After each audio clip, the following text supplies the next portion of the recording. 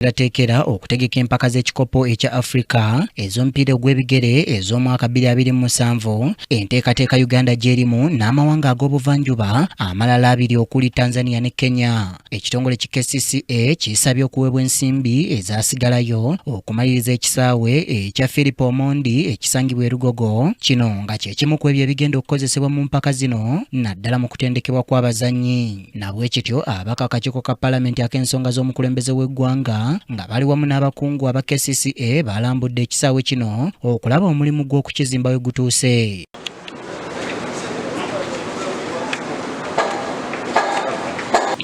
This is office space that is designated for the marketing and communications department for the football club. Mu kulambula ekisaawe kino Hajat Sharifa Buzeki akulira KCCA ategeezza nti ekisaawe kino kikyetaagira ddala obuwumbi obusoba mu 39 okusobola okumayirizibwa okutuukagana n'omutindo gwa CAF okulaba nga kikozesebwa mu mpaka eza AFCON.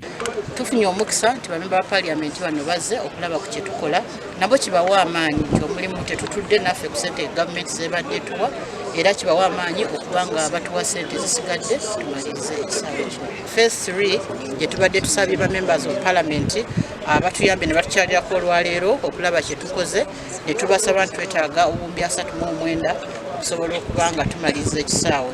Kye twasalawo nti ekisaawe kino tukizimba bwe tukikozesa kubanga tetulina amaka malala. Buzeki agamba nti basaba obuwumbi obuli eyo mu 55 nga bakakozesaako obuwumbi 16 nga buno bwe bwabaweebwa mu kusooka. Ekisaawe kino kya planning okuzimbibwa mu phases 3, phase esooka, ey'okubiri n'ey'okusatu.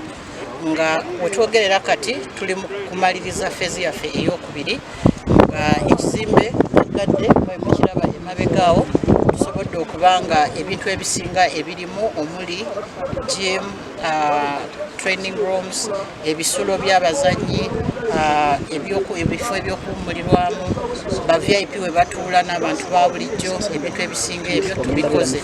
Ekibulako okubanga tumaliriza kwe kuteekamu ebyo ebyetaagisa okubanga ekisaawe kino fule tukikozesa. Kawali Abubeka ng'ono mubaka mu kakiiko kano era atadde KCCA ku nninga ennyonnyole ku kyatuuka ku paakingi yaabwe ng'ekitongole ekya KCCA eya Forest Mall okuba nti bafuna obuzibu buli lwe bajja okusimba emmotoka zaabwe nga bagenze ku kisaawe e Lugogo ne batuuka okusasuzibwa, ng'era ayogedde ne ku kibbattaka ly'ekisaawe. Mukwanukula Buzeki alaze nga bagenda okulaba ekyokukolera ensonga eno. Ndabyeko akatundu kamu akatono katana beera bulungi.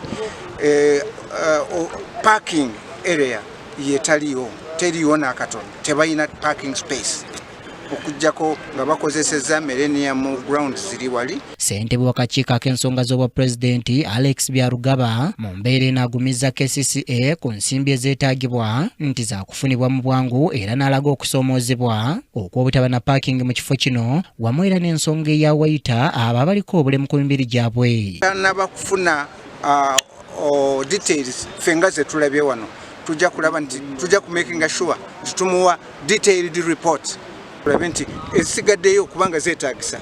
Twetaaga seats, twetaaga lifts, twetaaga ekibangirizi ky'abano abaliko obulemu.